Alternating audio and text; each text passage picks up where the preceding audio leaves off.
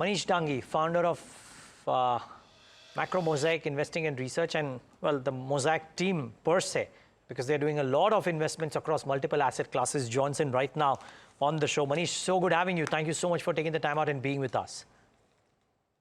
Good morning, Neeraj. Manish, I want to start off with this whole, how do I say, lack of clarity about the impact of the tariff war that Donald Trump has now firmly initiated. It is no longer just a bargaining tool, seemingly. How have you thought about it?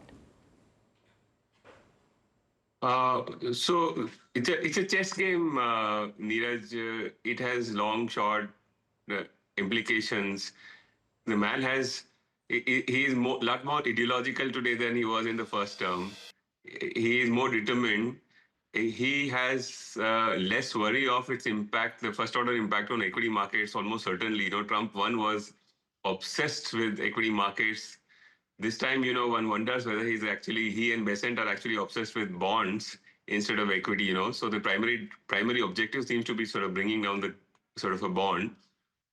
Now, tariff, as such, of course, it at margin in US for the first order is going to be inflationary, but eventually the growth actually takes a bigger hit, and which is why typically when big tariffs sort of are imposed, eventually paradoxically rates actually come down. They don't go up in US. So that's one implication that I kind of think we could be somewhat different to what a lot of people argue. So empirically tariffs could drive rates lower.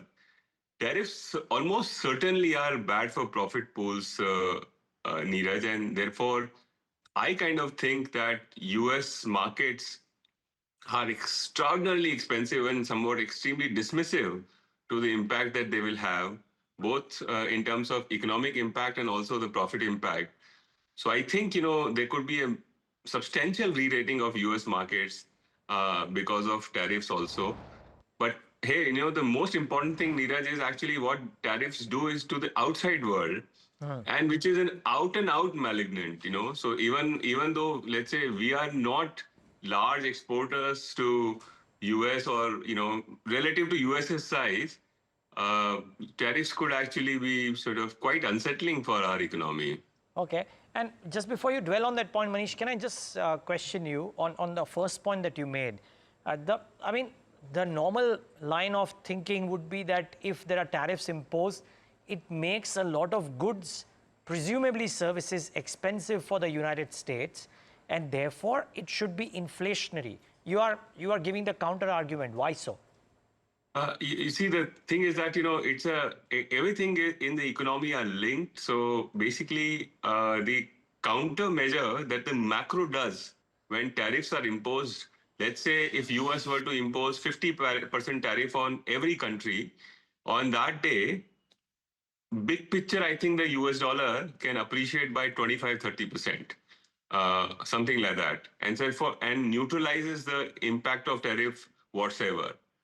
So because these are open economies, so markets actually do the adjustments very, very quickly. So one of the reasons in September USTs have sold off was essentially as if, that the tariffs would lead to higher inflation expectations, but dollar also strengthened.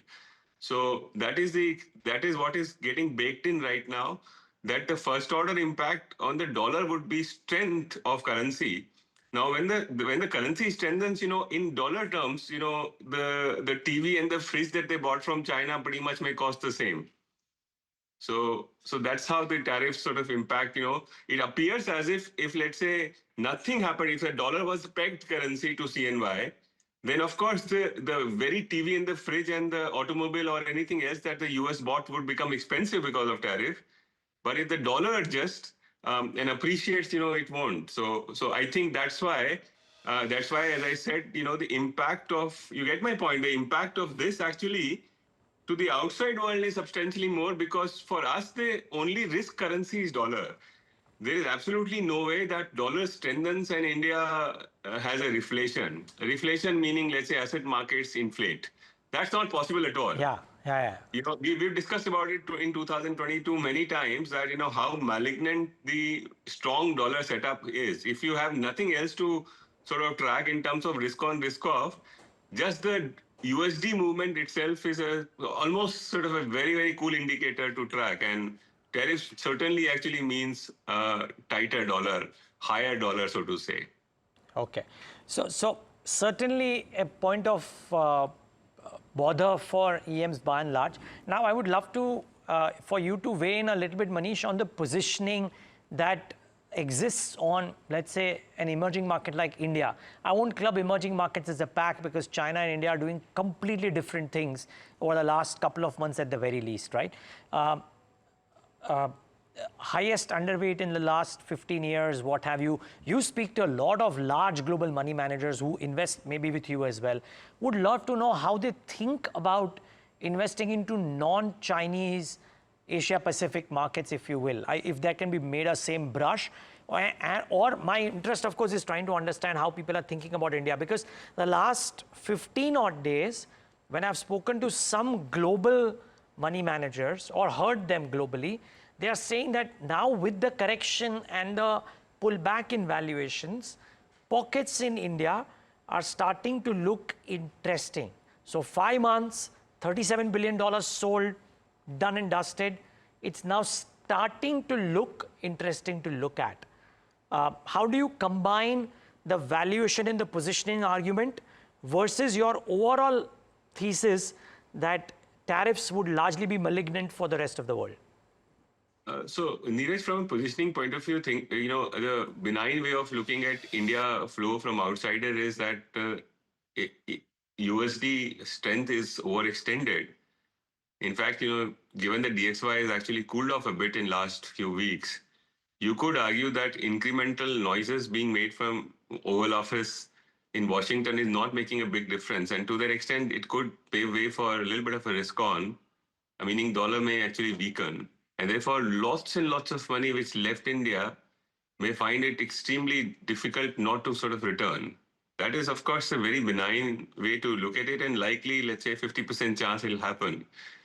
The other thing that you have to sort of in your chessboard have to adjust now is that there is seriously a case of one, US China sort of cozying up, to China actually entering in the so-called tech world with sort of a full fanfare, and actually can potentially threaten both US's hegemony, but Indian hegemony in emerging markets, that we are the only play in the ground, where you could actually come and invest, as far as if you want to play an emerging market or short dollar trade.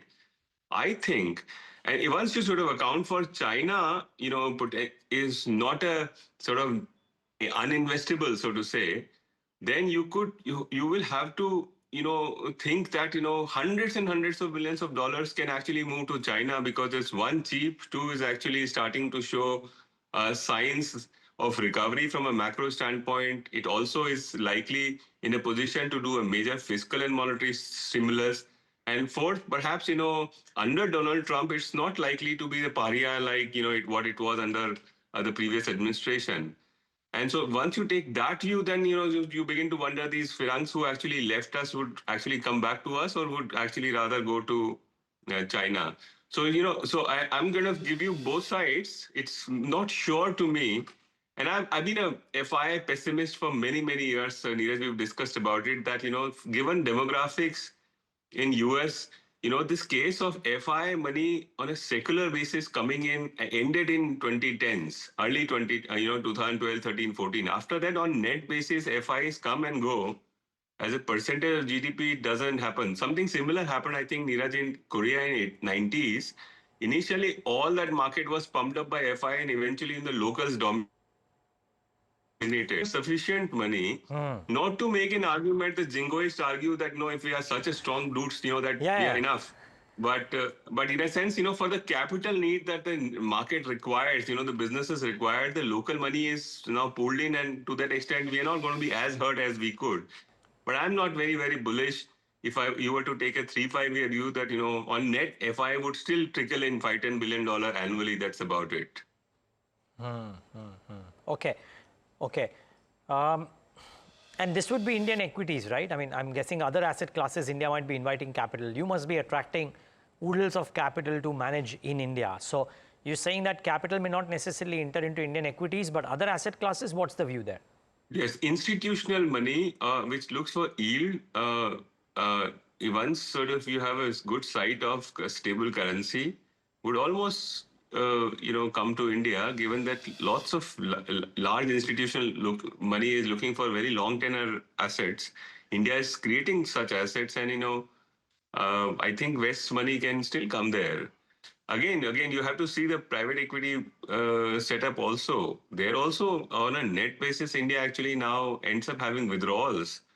So in general, both FI and FDI story is sort of overextended in our mind. In reality, its overall size has actually almost secularly been reducing over the last 10 years. And there are fundamental reasons to it. And I think we are best as a country not to sort of obsess over it too much. Okay, fair call. Viewers, the other point is in his note, Maneesh Dangi has written that, and rightly so, that if valuations can remain unfairly expensive for a long period of time, why can't they remain unfairly, cheap for a slightly longer period of time? We are used to the markets bouncing back. They may not do that necessarily, and we may remain inexpensive. By the way, we are not inexpensive right now, but we may remain inexpensive or cheap for a really long period of time as well before we do an eventual move back, whenever that happens. Yes, valuations are very attractive right now in select pockets. Let's wait and watch if that were to happen or not. Now, Manish, the one other aspect is, which I wanted your thought is on the macro positioning. The belief was that India, and not just the belief, it was visible that India was playing geopolitics well, friendly ties with a lot of countries, so on and so forth. The only issue with India was valuations. And hence I come to you on that. We can remain unfairly cheap, yes. But if the only problem was valuations, and then in the last few months, the problem was, let's say, inaction, perceived inaction by the government or the regulator, and if that is also getting corrected, isn't that an antidote to an investor's sentiment? RBI has done what it could do, or probably more than what was believed. The government has done its little bit as well on the budget and otherwise. So actions are being taken. Isn't that an antidote? Neeraj, valuations don't have muscles to lift markets. It kind of perhaps is a lubricant.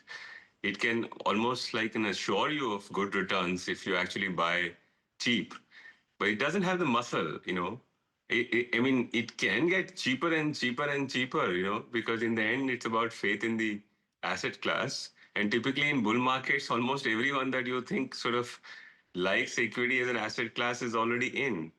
So I don't believe that cheap valuation is a sufficient condition of markets to recover. Invariably, what happens, Neeraj, is that an external force, be it from the point of view of geopolitics or let's say, large local policy measures, if they are actually entered in this sort of equation of market, then they can get lifted. So never, as they say, never sell sort of expensive just because it's expensive. Never buy cheap just because it's cheap. If you're a cyclical guy, if you're actually a structural guy, wanted to do an SIP or wanted to accumulate, because for 20, 30 years you want to stay invested in, then yes, absolutely, it's a decent time. You're a fair valuation or thereabout, maybe 5-10% more.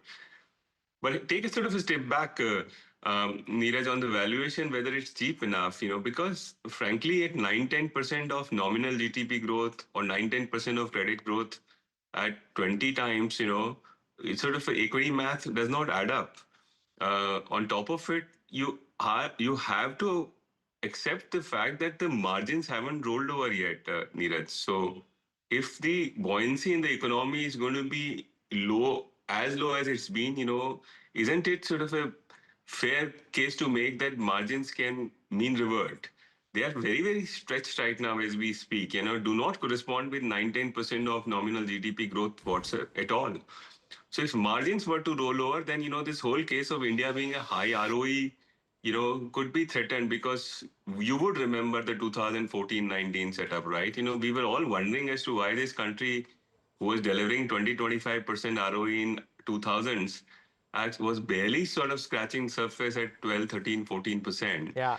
So I understand that valuations have gotten cheaper relative to past. My general point is perhaps, for the macro setup, it could get cheaper for fundamental reasons also.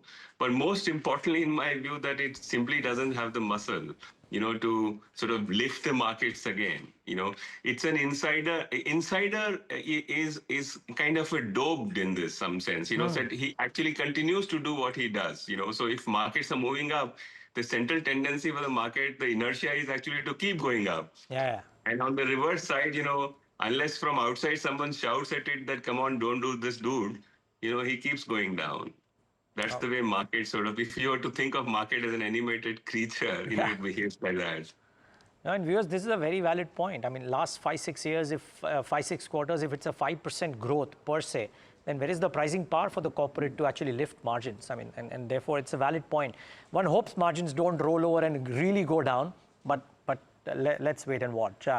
Maneesh, we'll have to wrap it up here, unfortunately, because of time constraints. But this is so good talking to you. Thank you for joining us and giving us your thoughts.